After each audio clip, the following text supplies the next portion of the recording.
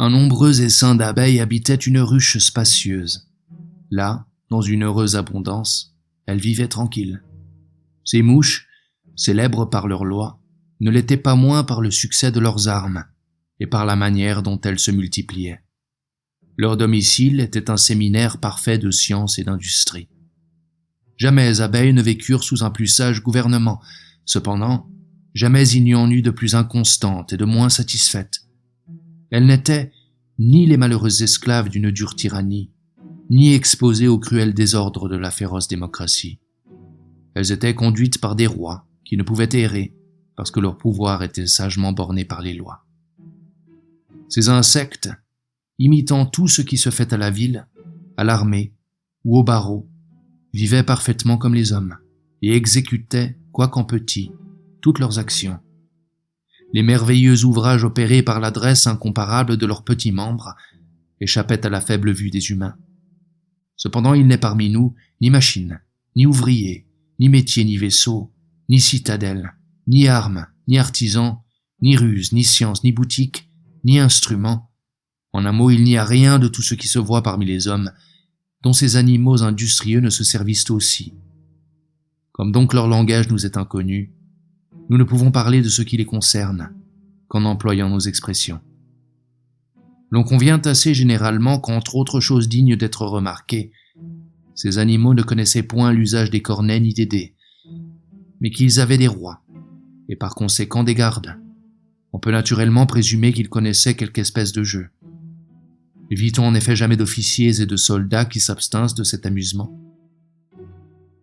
La fertile ruche était remplie d'une multitude prodigieuse d'habitants, dont le grand nombre contribuait même à la prospérité commune. Des millions étaient occupés à satisfaire la vanité et l'ambition d'autres abeilles, qui étaient uniquement employées à consumer les travaux des premières. Malgré une si grande quantité d'ouvriers, les désirs de ces abeilles n'étaient pas satisfaits. Tant d'ouvriers, tant de travaux, pouvaient à peine fournir au luxe de la moitié de la nation.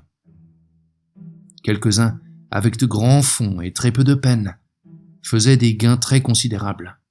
D'autres, condamnés à manier la faux et la bêche, ne gagnaient leur vie qu'à la sueur de leur visage, et en épuisant leurs forces par les occupations les plus pénibles. L'on en voyait cependant d'autres qui s'adonnaient à des emplois tout mystérieux, qui ne demandaient ni apprentissage, ni fonds, ni soins. Tels étaient les chevaliers d'industrie, les parasites, les courtiers d'amour, les joueurs, les filous, les faux-monnayeurs, les empiriques, les devins, et en général tous ceux qui haïssaient la lumière tournaient par de sourdes pratiques à leur avantage le travail de leurs voisins, qui, incapables eux-mêmes de tromper, étaient moins défiants. On appelait ces gens-là des fripons, mais ceux dont l'industrie était plus respectée, quoique dans le fond peu différent des premiers, recevaient un nom plus honorable. Les artisans de chaque profession, tous ceux qui exerçaient quelque emploi ou quelque charge, avaient quelque espèce de friponnerie qui leur était propre. C'étaient les subtilités de l'art et les tours de bâton. Comme s'ils n'eussent pu, sans l'instruction d'un procès, distinguer le légitime d'avec l'illégitime, ils avaient des jurisconsultes occupés à entretenir des animosités et à susciter de mauvaises chicanes. C'était le fin de leur art. Les lois leur fournissaient des moyens pour ruiner leur parti et pour profiter adroitement des biens engagés.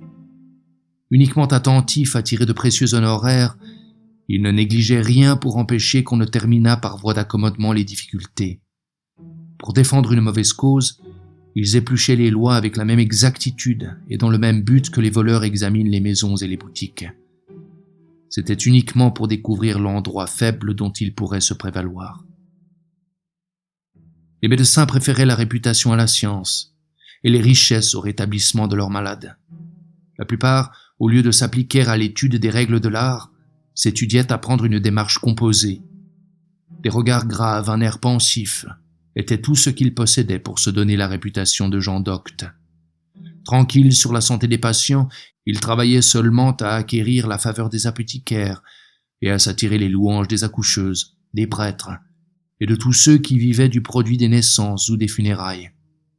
Attentifs à ménager la faveur du sexe babillard, ils écoutaient avec complaisance les vieilles recettes de la tante de madame, les Chalands et toute leur famille, étaient soigneusement ménagés. Un sourire affecté, des regards gracieux, tout était mis en usage et servait à captiver ces esprits déjà prévenus. Il n'y avait pas même jusqu'aux gardes, dont ils ne souffrissent les impertinences. Entre le grand nombre des prêtres de Jupiter, gagés pour attirer sur la ruche la bénédiction d'en haut, il n'y en avait que bien peu qui eussent de l'éloquence et du savoir. La plupart étaient même aussi emportés qu'ignorants. On découvrait leur paresse, leur incontinence, leur avarice et leur vanité, malgré les soins qu'ils prenaient pour dérober aux yeux du public ces défauts. Ils étaient fripons comme des tailleurs, et intempérants comme des matelots. Quelques-uns à face blême, couverts d'habits déchirés, priaient mystiquement pour avoir du pain. Ils espéraient de recevoir de plus grosses récompenses, mais à la lettre ils n'obtenaient que du pain. Et tandis que ces sacrés esclaves mouraient de faim, les fainéants pour qui ils officiaient étaient bien à leur aise. On voyait sur leurs visages de prospérité la santé et l'abondance dont ils jouissaient. Les soldats qui avaient été mis en fuite étaient comblés d'honneur, s'ils avaient le bonheur d'échapper à l'épée victorieuse, quoiqu'il y en eût plusieurs qui fussent de vrais poltrons, qui n'aimaient point le carnage. Si quelque vaillant général mettait en déroute les ennemis, il se trouvait quelques personnes qui, corrompues par des présents, facilitaient leur retraite. Il y avait des guerriers qui, affrontant le danger, paraissaient toujours dans les endroits les plus exposés. D'abord, ils y perdaient une jambe, ensuite ils y laissaient un bras, et enfin, lorsque toutes ces diminutions les avaient mis hors d'état de servir, on les renvoyait honteusement à la demi-paix. Tandis que d'autres, qui plus prudents n'allaient jamais au combat, tiraient la double paix, pour rester tranquillement chez eux. Leur roi était à tous égards mal servi. Leur propre ministre les trompait. Il y en avait à la vérité plusieurs qui ne négligeaient rien pour avancer les intérêts de la couronne, mais en même temps ils pillaient impunément le trésor qu'ils travaillaient à enrichir. Ils avaient l'heureux talent de faire une très belle dépense, quoique leurs appointements fussent très chétifs. Et encore se vantaient-ils d'être fort modestes. Donnaient-ils trop d'étendue à leurs droits? Ils appelaient cela leur tour de bâton. Et même s'ils craignaient qu'on ne comprît leur jargon, ils se servaient du terme d'émolument, sans qu'ils voulussent jamais parler naturellement et sans déguisement de leur gain. Car il n'y avait pas une abeille qui ne se fût très bien contentée, je ne dis pas de ce que gagnaient effectivement ces ministres, mais seulement de ce qu'ils laissaient paraître de leur gain. Ils ressemblaient à nos joueurs, qui, quoiqu'ils aient joué beau jeu, ne diront cependant jamais en présence des perdants tout ce qu'ils ont gagné. Qui pourrait détailler toutes les fraudes qui se commettaient dans cette ruche? Celui qui achetait des immondices pour engraisser son prêt les trouvait falsifiés d'un quart de pierre et de mortier inutile. Et encore quoique dupe, il n'aurait pas eu bonne grâce d'en murmurer, puisqu'à son tour il mêlait parmi son beurre une moitié de sel. La justice même, si renommée pour sa bonne foi quoique aveugle, n'en était pas moins sensible au brillant éclat de l'or. Corrompue par des présents, elle avait souvent fait pencher la balance qu'elle tenait dans sa main gauche. Impartiale en apparence, lorsqu'il s'agissait d'infliger des peines corporelles, de punir des meurtres et d'autres grands crimes. Elle avait même souvent condamné au supplice des gens qui avaient continué leur friponnerie après avoir été punis du pilori. Cependant, on croyait communément que l'épée qu'elle portait ne frappait que les abeilles qui étaient pauvres et sans ressources, et que même cette déesse faisait attacher à l'arbre maudit les gens qui, pressés par la fatale nécessité, avaient commis des crimes qui ne méritaient pas un pareil traitement. Par cette injuste sévérité, on cherchait à mettre en sûreté le grand et le riche. Chaque ordre était ainsi rempli de vices, mais la nation même jouissait d'une heureuse prospérité. Flattée dans la paix, on la craignait dans la guerre. Estimée chez les étrangers, elle tenait la balance des autres ruches. Tous ses membres à l'envi prodiguaient pour sa conservation leurs vies et leurs biens. Tel était l'état florissant de ce peuple. Les vices des particuliers contribuaient à la félicité publique. Dès que la vertu, instruite par les rusées politiques, eut appris mille retours de finesse et que se fut liée d'amitié avec le vice, les plus scélérats faisaient quelque chose pour le bien commun. Les fourberies de l'État conservaient le tout, quoique chaque citoyen s'en plaignît. L'harmonie dans un concert résulte d'une combinaison de sons qui sont directement opposés. Ainsi les membres de la société, en suivant des routes absolument contraires, cédaient comme par dépit. La tempérance et la sobriété des uns facilitaient l'ivrognerie et la gloutonnerie des autres. L'avarice, cette funeste racine de tous les maux, ce vice dénaturé et diabolique, était esclave du noble défaut de la prodigalité. Le luxe fastueux occupait des millions de pauvres. La vanité, cette passion si détestée, donnait de l'occupation à un plus grand nombre encore. L'envie même et l'amour-propre, ministres de l'industrie, faisaient fleurir les arts et le commerce. Les extravagances dans les manger et dans la diversité de mets, la somptuosité dans les équipages et dans les ameublements, malgré leur ridicule, faisaient la meilleure partie du négoce. Toujours inconstant, ce peuple changeait de loi comme de mode. Les règlements qui avaient été sagement établis étaient annulés, et on leur en substituait bientôt de tout opposé. Cependant, en altérant ainsi leurs anciennes lois, et en les corrigeant, ils prévenaient des fautes qu'aucune prudence n'aurait pu prévoir. C'est ainsi que le vice produisant la ruse, et que la ruse se joignant à l'industrie, on vit peu à peu la ruche abonder de toutes les commodités de la vie. Les plaisirs réels, les douceurs de la vie, l'aise et le repos étaient devenus des biens si communs que les pauvres même vivaient plus agréablement alors que les riches ne le faisaient auparavant. On ne pouvait rien ajouter au bonheur de cette société. Mais hélas, quelle n'est pas la vanité de la félicité des pauvres mortels.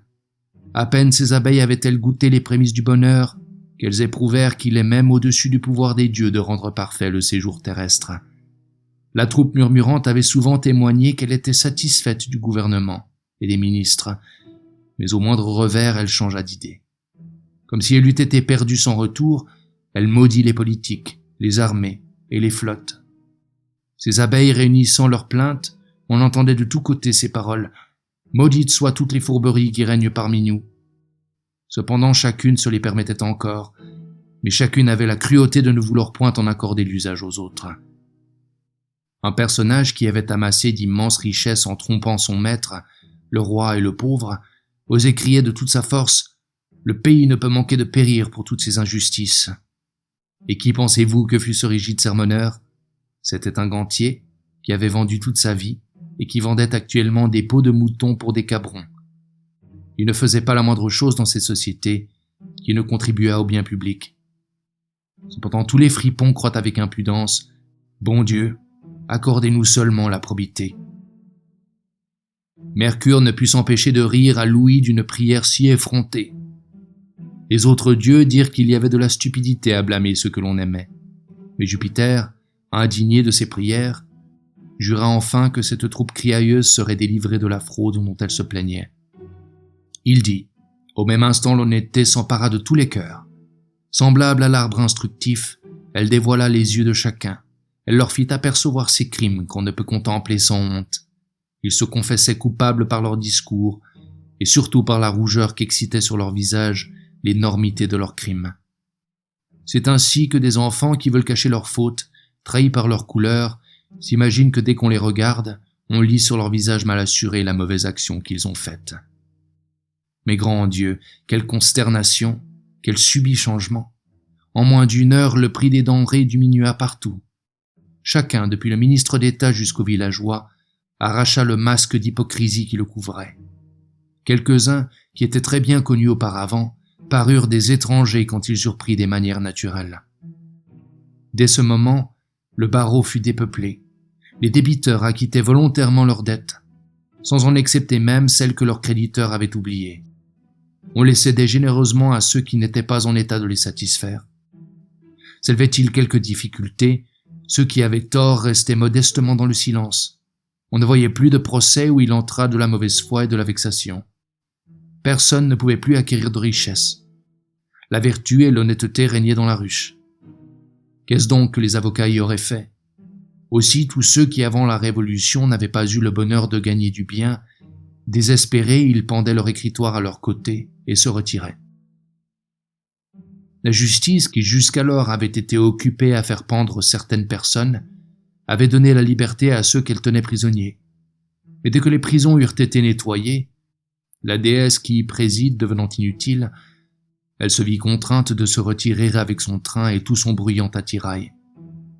D'abord paraissaient quelques serruriers chargés de serrures, de verrous, de grilles, de chaînes et de portes garnies de barres de fer. Ensuite venaient les geôliers, les guichetiers, et leurs suppôts. La déesse paraissait alors précédée de son fidèle ministre l'écuyer Carnifex, le grand exécuteur de ses ordres sévères. Il n'était point armé de son épée imaginaire. À la place, il portait la hache et la corde. Dame Justice, aux yeux bandés, assise sur un nuage, fut chassée dans les airs accompagnée de ce cortège. Autour de son char et derrière, il y avait ses sergents, huissiers et ses domestiques de toute espèce, qui se nourrissent des larmes des infortunés. La ruche avait des médecins, tout comme avant la Révolution. Mais la médecine, cet art salutaire, n'était plus confié qu'à d'habiles gens. Ils étaient en si grand nombre et si bien répandus dans la ruche qu'il n'y en avait aucun qui eût besoin de se servir de voiture. Leur vaine dispute avait cessé. Le soin de délivrer promptement les patients était ce qui les occupait uniquement.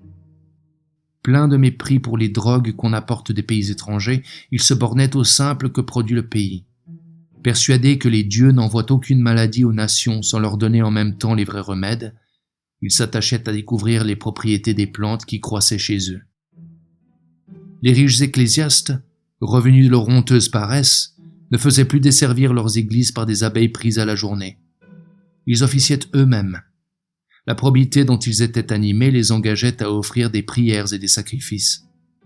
Tous ceux qui ne se sentaient pas capables de s'acquitter de ces devoirs, ou qui croyaient qu'on pouvait se passer de leurs soins, résignaient sans délai leurs emplois.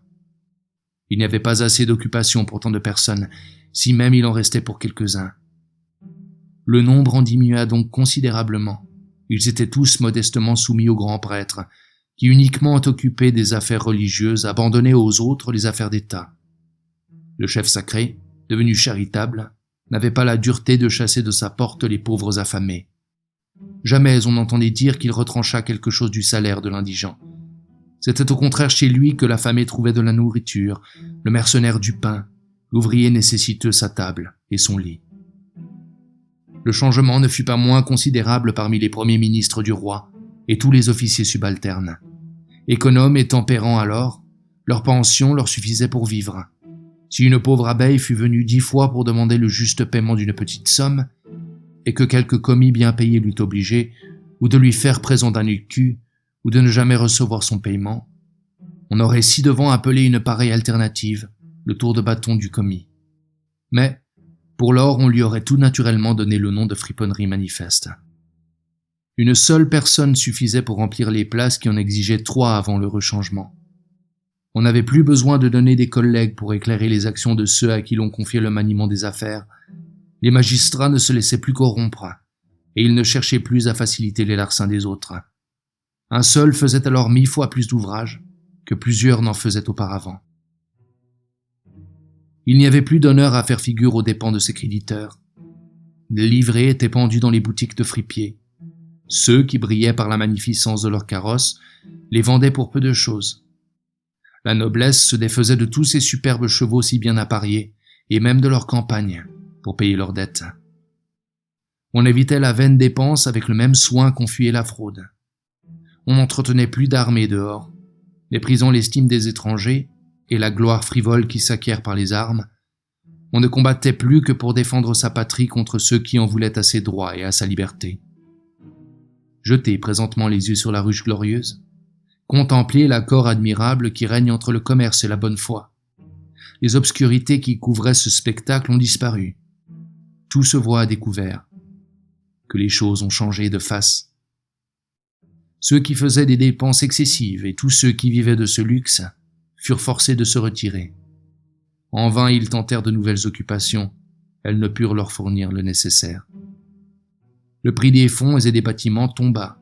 Les palais enchantés, dont les murs, semblables à ceux de Thèbes, avaient été élevés par la musique, étaient déserts. Les grands, qui auraient mieux aimé perdre la vie que de voir effacer les titres fastueux gravés sur leurs superbes portiques, se moquaient aujourd'hui de ces vaines inscriptions. L'architecture, cet art merveilleux, fut entièrement abandonnée. Les artisans ne trouvaient plus personne qui voulût les employer. Les peintres ne se rendaient plus célèbres par leurs pinceaux. Le sculpteur, le graveur, le ciseleur et le statuaire n'étaient plus nommés dans la ruche. Le peu d'abeilles qui restèrent vivaient chétivement. On n'était plus en peine comment on dépenserait son argent, mais comment on s'y prendrait pour vivre. En payant leur compte à la taverne, elle prenait la résolution de n'y remettre jamais le pied. On ne voyait plus de salope cabaretière qui gagnait assez pour porter des habits de drap d'or.